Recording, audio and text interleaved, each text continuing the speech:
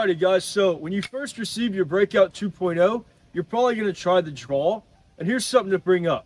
With these, you don't want to necessarily grab all the way across the holster and try to pull because you're restricting the retention. What I would recommend is just grab the clip, just kind of pinch this piece here. You don't want to grab around, you don't want to just one-side it, just grab that clip, just right there, okay? And then you're going to be able to simulate the draw of the belt because that's where the clip's going to be hooked onto. So that way you can draw straight up, you can draw backwards, you can power forwards.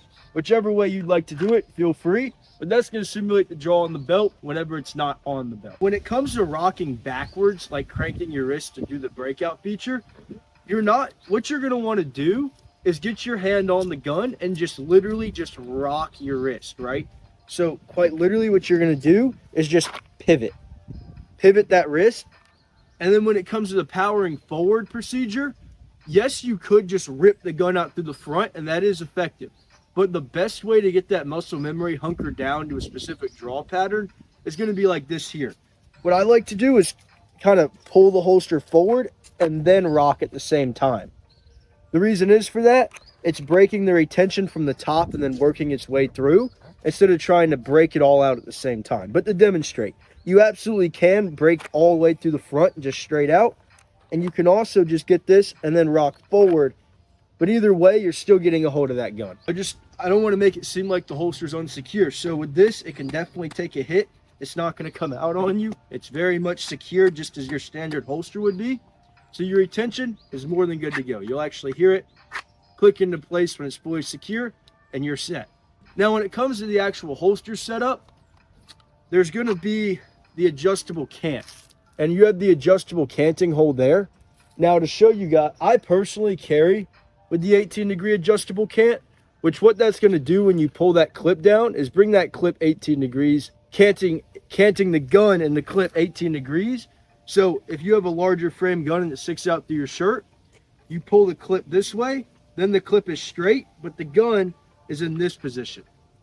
So that's what that canting hole does. And in order to switch it over, all you're going to do is just unscrew that front screw and then move it over to that hole. And that's going to give you that adjustable cant, and you'll be all good to go. You tighten it down. I would recommend tighten this one pretty tight, and it should never have any problem.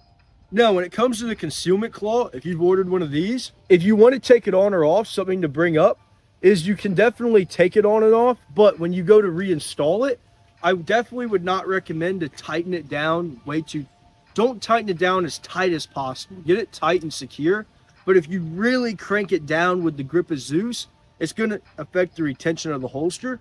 So like this one here, it's secure, it's not moving on you, it's where it needs to be, but it's not going to be like so tight to where it's sandwiching the holster. Which if you would like a tighter draw, feel free to tighten it. The claw will affect the retention slightly. If you want to take it all the way off, it's not going to affect the retention much at all. It will have slight deviation, but your holster's still going to be effective either way. Alrighty, so if you have that clamping clip model, here's something to bring up. Your clip's going to come already pushed down in this position. In order to put it on the waistband properly, all you do is get this tab, flip it up, and it's going to then have a gap there in the clip. That gap right there is where you're going to want to position your waistband. I have a belt on, so I'm going to use the pocket to simulate. So this goes over top of here. You push it down, it then clamps over the waistband, and then you're ready to go for your draw, and the holster is going to stay in place, and you'll be good to go.